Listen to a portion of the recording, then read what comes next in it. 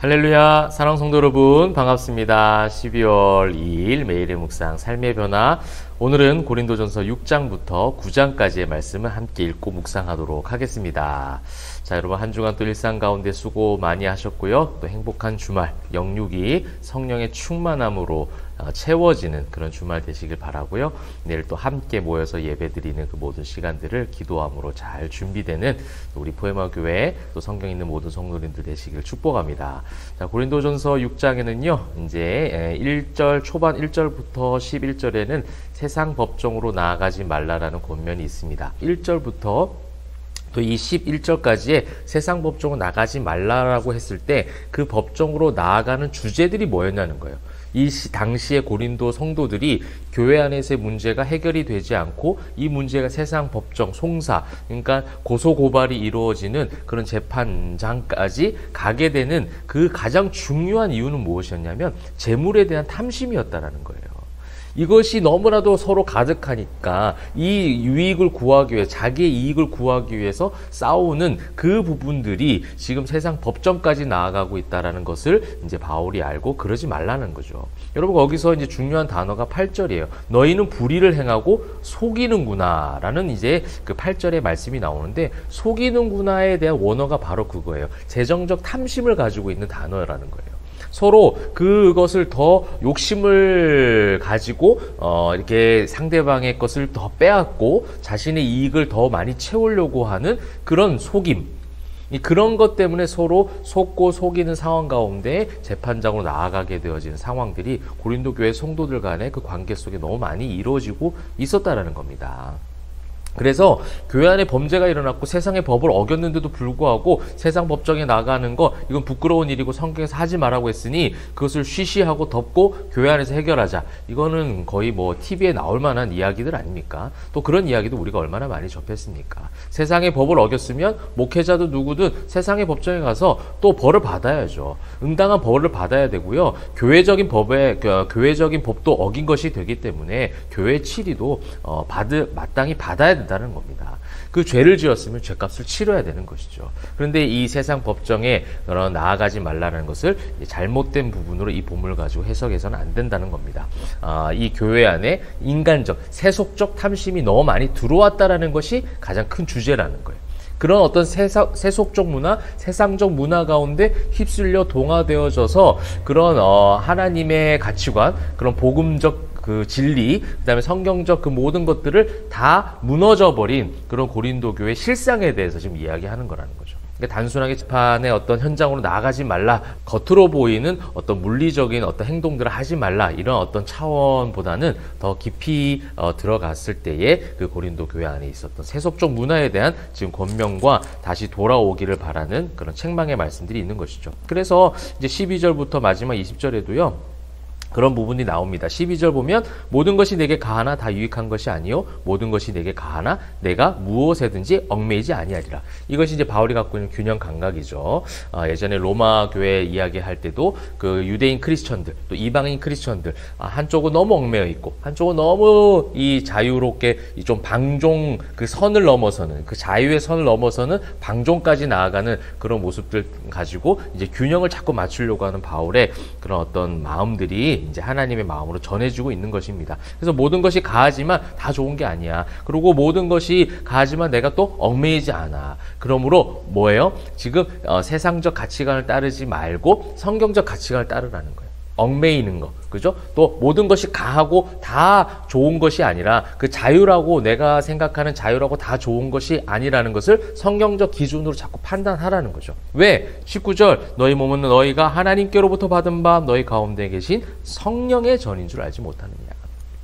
그러므로 그런 세속화된 모든 것들을 이 교회 안에서의 뿌리를 뽑아야 된다는 거예요. 세상 법정 나가기 전에 세속화된 교회 안에서의 정화가 지금 더 중요하다라는 것을 지금 이야기하고 있는 것이 바로 6장이고요. 그런 흐름들이 계속해서 나옵니다. 7장부터는 이제 결혼 문제에 대한 부분들을 다루고 있습니다. 자, 7장 3절 남편은 그 아내에 대한 의무를 다하고 아내도 그 남편에게 그렇게 할지라. 그래서 이 부부관계는요, 상호 보완적이어야 됩니다. 일방적이지 않다라는 거예요. 나중에 이제 에베소서 말씀 가서도 보시게 되겠지만, 그런 모든 관계 속에서는 그러한 부분들이 이제 중요하다는 거죠. 근데 이제 인간관계 속에서 들어오게 되면 늘 일방적인 걸 요구할 때가 많이 있습니다. 그래서 서로 함께 하는 거예요. 그래서 5절 보시게 되면 서로 분방하지 말라. 다만 기도할 틈을 얻기 위하여 합의상 얼마 동안은 하되 다시 합하라. 이는 너희가 절제 못함으로 말미암아 사탄이 너희를 시험하지 못하게 하려 함이라. 그럼 이 분방하지 말라라는 건 단순히 각방 쓰지 말고 서로 같이 함께 자고 함께 잘 지내라,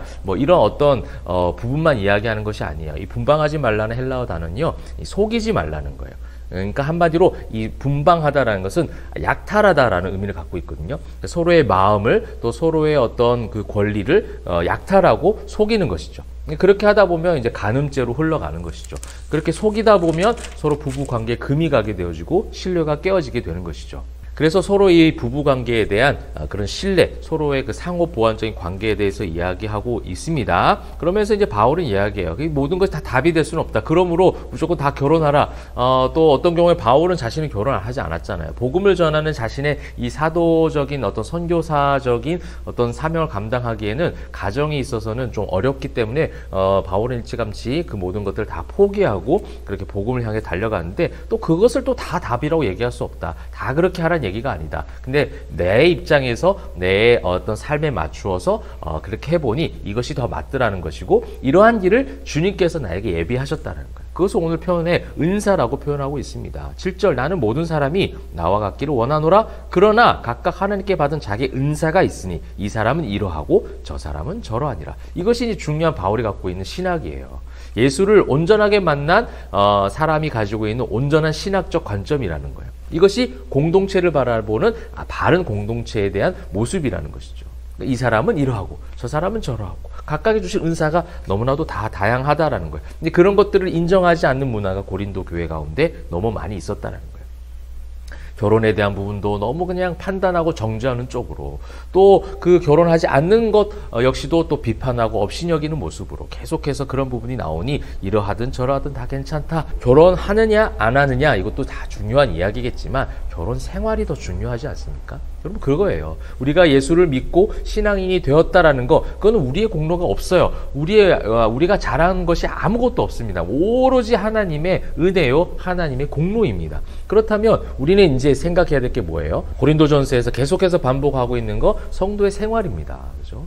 로마서에서도 교리를 가르쳐 주시면서 그 교리를 가지고 일상 가운데 나아가라고 하는 거잖아요.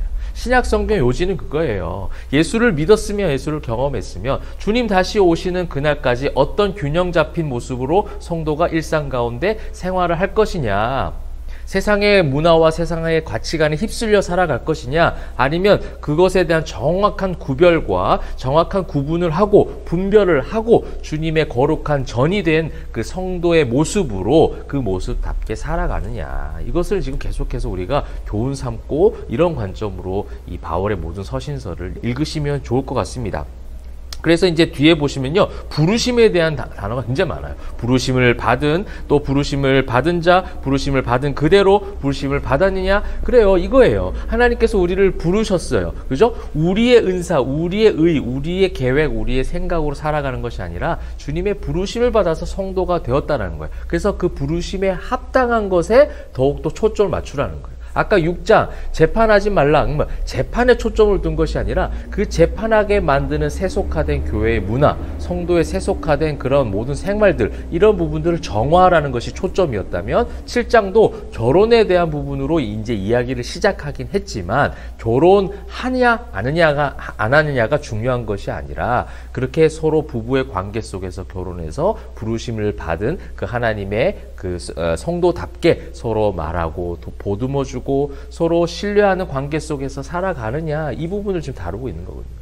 그래서 7장은요, 그런 부르심을 받은 것에 대해서 계속 강조하고 있습니다. 그래서 결혼에 대한 여부가 중요한 것이 아니라 부르심을 받은 남편과 아내를 이제 예를 드는 거예요. 가장 어떻게 보면 인간관계 속에서 가장 가까운 관계니까 지금 예를 든 거죠. 그 관계 속에서 어떻게 살아가야 되는 것인가, 부르심을 받은 성도들의 삶에 대해서 7장 얘기하고 있고요. 이어서 8장에는 이제 우상 제물에 대한 부분들을 이야기하고 있죠. 하나님을 사랑한다 하면서 이제 우상 숭배하는 문화가 고린도 교회에 있는 거죠. 여러분, 우상이라는 거는 이제 고린도 교회 안에 고린도 지역에 너무나도 우상이 많이 있었고 그 문화에 지금 동화되어져 살아가는 성도들이 많이 있었다라는 것을 이야기하는데, 우리 역시도 우상이 있을 수 있어요. 아니요, 저는 교회 열심히 다니고 직분도 있고 예수만 믿는데요, 전 예수만 나의 구원자이심을 믿습니다 라고 하지만 일상으로 나아가서는 돈을 의지하는 거예요. 일상으로 나아가서는 사람을 의지하고요, 건강을 의지하고 내가 가지고 있는 세상적 능력들을 의지하고, 이 모든 것들이 다 우상이 되어오는 것이죠. 그래서 그런 우상에 대한, 오늘 7절에 보시게 되면 우상에 대한 습관이 있다 이렇게 얘기하고 있잖아요. 그러니까 그냥 일상 속에서 습관적으로 그것이 우상의 제물을 먹는 것인지 아닌지에 대한 구별과 분별도 없이 거기에 동화되어져 살아가는 고린도교회 성도들의 모습, 그것이 곧 저와 여러분의 모습일 수도 있다라는 겁니다. 여러분, 이제 9장에 보시게 되면 이제 사도직에 대한 부분이 나옵니다. 이제 바울의 사도직에 대해서 자꾸만 이제 그 안에서 왈가왈부하는 일들이 있거든요. 바울이 사도의 자격을 갖추었느냐, 아니했느냐, 이 부분에 대해서. 그래서 이제 초반에도 그래서 나는 베드로파다, 나는 그래서 아볼로파다, 뭐 그리스도파다, 막 이런 식으로 나뉘어지지 않습니까? 이런 것들이 이제 이 사도직에 대한 이제 권리에 대한 부분이 나오는데, 이제 오늘 12절에 보시면 권리라는 단어가 나오죠. 근데 이 권리라는 단어는요, 이 사도들이 생계를 유지할 수 있도록 지원해줘야 되는 그런 어떠한 역할들을 교회들이 감당해야 되거든요. 그러니까 교회가 목회자들의 생계를 이제 책임지기 위해서 사례를 지급하죠. 이제 그러한 권리입니다. 서로에 대한 권리죠. 그래서 이제 목회자는 목회자답게 성도들을 양을 양무리를 집중해서 그렇게 케어해야 된다면, 그것을 할 수 있도록 성도들은 생계를 지원해주는 거죠. 생계를 보장해주는 그런 것들이 있는데, 그 권리 때문에 결국 그게 다 돈과 결부가 되는 거잖아요.